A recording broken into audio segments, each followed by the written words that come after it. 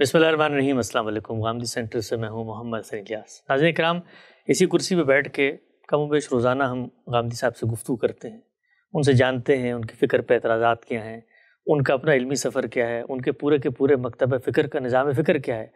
लेकिन आज एक मुख्तलिफ़ अंदाज़ में उसी कुर्सी पे बैठा हूँ और मेरे सामने जो शख्स बैठे हैं वो गामदी साहब नहीं हैं, लेकिन गामदी साहब ही की फ़िक्र से मुतासिर, गामदी साहब ही के एक शागिर्द रशीद, जिन्होंने उस वक़्त गामदी साहब को देखा कि जिस वक़्त शायद हम पैदा भी नहीं हुए थे। हमें तो 10-15 साल हुए उनसे वाक़िफ़ हुए हुए, लेकिन 1980 के आखिर में गामदी साहब कैसे थे, गामदी साहब क्या करते थे, कैसे सोचते थे, और उस ज़माने में जो लोग उनसे मुतासिर हुए, हम लोग तो आजकल उनको टीवी पे देखते हैं और लोगों के एतराज़ात के वो जवाब देते हैं, बड़े हमें मंतकी लगते हैं, लेकिन उस ज़माने में तो वो कहीं भी नहीं आते थे। तो लोग कैसे मुतासिर हुए, कैसे उनके करीब हुए, कैसे उनकी तहरीक का हिस्सा बने, इसी को लेकर आज हाज़िर खिदमत है। और मेरे साथ मौजूद हैं जनाब सैयद मंजूर हसन साहब। अस्सलाम वालेकुम सैयद सर। जी वालेकुम अस्सलाम। खैरियत से हैं आप?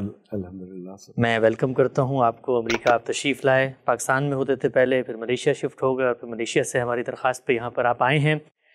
सबसे पहला सवाल जो आपकी खिदमत में है वो ये है कि बताइएगा कब गामदी साहब का नाम सुना, कब मुतासिर हुए, क्यों मुतासिर हुए, और अपना ख़ानदानी पस मंज़र क्या है, कहाँ से उठे थे, कहाँ पहुँच गए? एक ही सवाल के अंदर आपने कम अज़ कम पूरी तारीख़ को मुझसे पूछ लिया, लेकिन मैं कुछ शुरू करने की कोशिश करता हूँ। और सबसे बड़ा मसला जो आज आपने पैदा कर दिया है वो ये कि मुझे उस कुर्सी पर बिठा दिया है जिस पर हमेशा मैं अज़मत के पहाड़ को बैठा हुआ देखता हूँ। लेकिन आप बेफिक्र रहे, मैं वो मुश्किल सवाल नहीं पूछूंगा जो उनसे पूछते इससे मुझे इत्मीनान हुआ।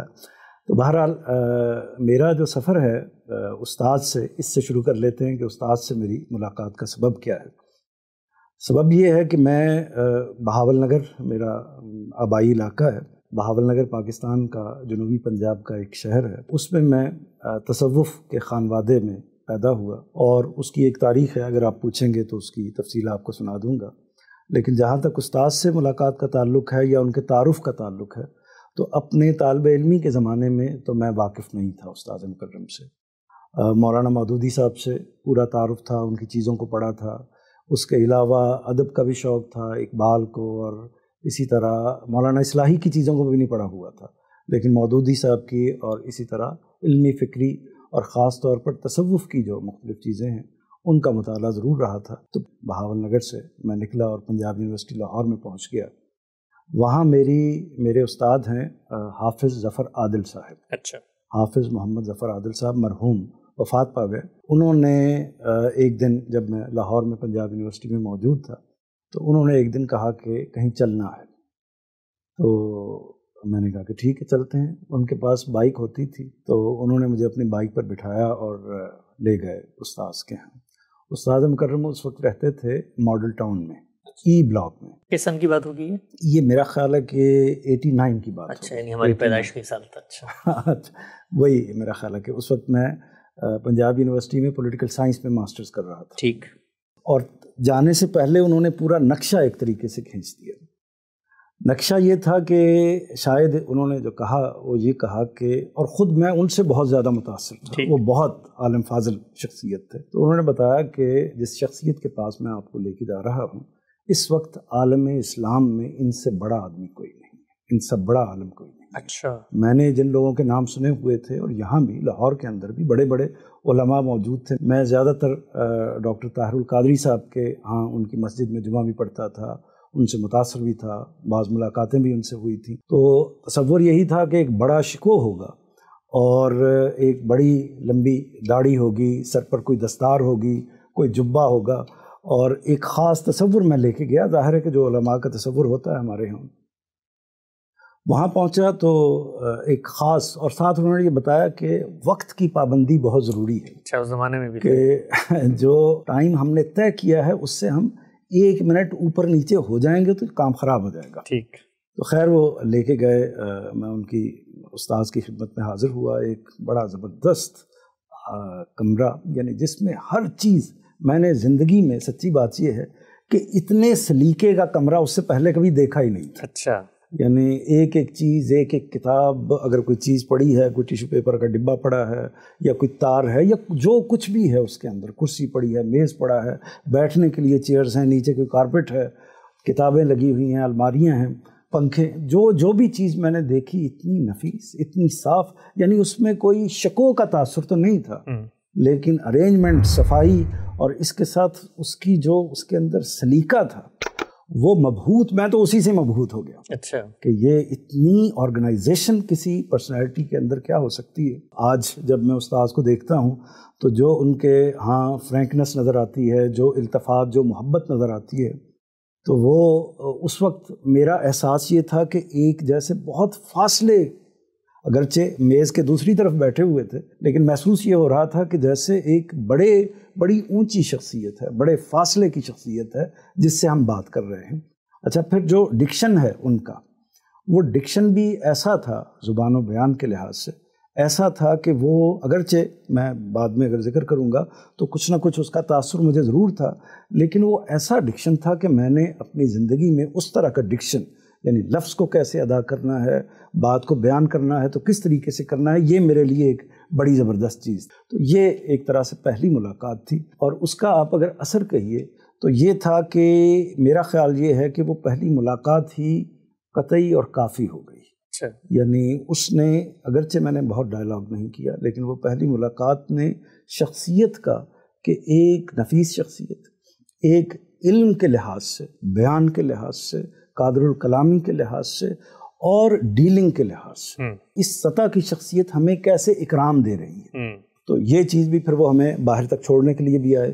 تو یہ بظاہر، حالانکہ وہ ان کے شاگرد تھے، میں تو شاگرد کا بھی شاگرد تھا ایک طرح سے، تو یہ ساری چیزیں مجھے دیکھ کے ان کی شخصیت کے حوالے سے یہ اندازہ ہوا کہ جو بات وہ کر رہے ہیں گویا وہ میرے دل کی بات ہے، حالانکہ ان باتوں سے میں اتنا متعلق نہیں تھا، لیکن میرے دل سے اٹھی ہوئی وہ ساری چیزیں لگ رہی تھی۔ بڑے خوبصورت منظور بھائی آپ نے یہ بات کی، اور یہ جو آپ کی بات ہے، میں یہ کہتا ہوں کہ شاید جس زمانے کی آپ بات کر رہے ہیں اس کو آج گزرے ہوئے 40 سال ہو گئے، لیکن آج بھی غامدی صاحب کو ہم بالکل ایسا ہی پاتے ہیں کہ ایک بچہ بھی کمرے میں داخل ہو تو کھڑے ہو کے اس سے ملتے ہیں، اور عزت اور وقار۔ تو گویا شخصی مناسبت پہلے پیدا ہوئی، ایک شخصیت کا اثر تھا، ان کا انداز بیان، ان کا طرز حیات، وہ سب چیزوں سے فکری مناسبت کب شروع ہوئی؟ جیسے ہی میں وہاں گیا تو پھر ظفر صاحب نے، جو ہمیں میرے استاد تھے، انہوں نے مجھے بتایا کہ استاذ جو ہیں وہ ہفتہ وار یہاں پر درس دیتے ہیں۔ اچھا، تو درس وہ اپنے گھر پر ہی دیتے تھے، یعنی ایک بہت چھوٹا سا ڈرائنگ روم تھا جس میں غالباً کوئی بڑی مشکل کے ساتھ 20-25 افراد آ جاتے تھے، اس سے زیادہ افراد نہیں آتے تھے۔ تو استاذ کی ایک کرسی ہوتی تھی، اسی طرح ایک ٹیبل تھا درمیان میں، اور باقی لوگ زمین پر بیٹھتے تھے، وہاں استاذ درس دیتے تھے قرآن مجید کا، جو یہی پیٹرن ہے کہ پہلے قرآن مجید، پھر حدیث، اور پھر سوالوں کے جواب۔ تو اس میں قرآن مجید کو سمجھنے کا، سننے کا، اور کیسے قرآن مجید کی تفسیر کی جاتی ہے، اس کا پہلی مرتبہ مجھے تعارف ہوا۔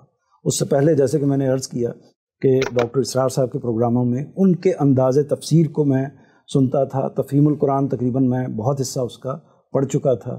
اسی طرح ڈاکٹر طاہر القادری صاحب کے پروگراموں میں، ان کی دروس میں، ان کی نشستوں میں شریک ہوتا تھا، تو ایک آئیڈیا تھا کہ صاحب علم، اور اسی طرح جو اس وقت ٹی وی پر پروگرام آتا تھا فہم القرآن کے نام سے، تو اس میں بھی بعض علماء، اچھے جید علماء آتے تھے، تو ان کی چیزوں کو بھی میں سنتا تھا۔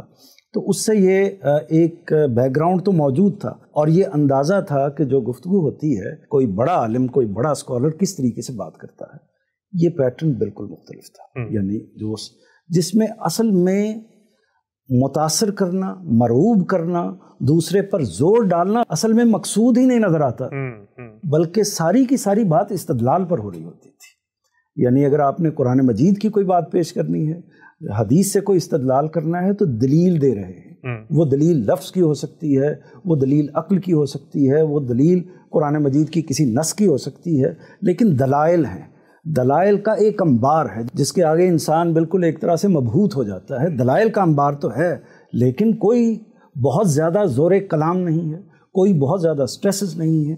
تو یہ چیز جو ہے، اور اس کے بعد جو اگلا حصہ ہوتا تھا وہ بہت زبردست تھا، وہ تھا سوال و جواب، پبلک کو فیس کرنا۔ جی، پبلک کو فیس کرنا، اور پبلک کو فیس کرنے میں اس میں پھر جب آنے جانے کا سلسلہ شروع ہوا ریگولر، شاید ہی اس کے بعد کوئی درس کی نشست ہو جو میں نے مس کی ہو، تو اس میں پھر استاد سے سوالات، کچھ نہ کچھ سوالات لکھ کے لاتا تھا۔ سوالات براہ راست ہوتے تھے، اتنی ہمت نہیں ہوتی تھی کہ سوالات کریں۔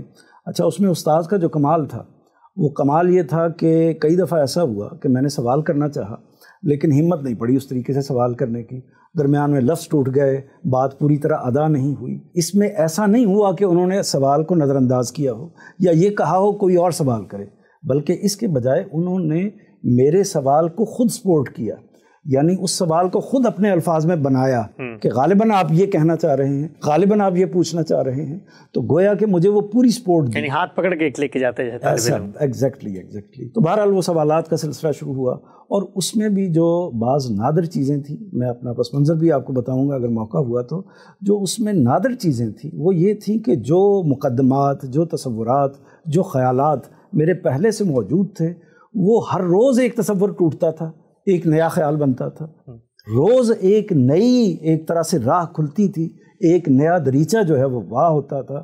لیکن محسوس یہ ہوتا تھا کہ ایسا نہیں کوئی نئی بات آئی ہے، بلکہ محسوس یہ ہوتا تھا کہ یہ تو میری ہی بات ہے،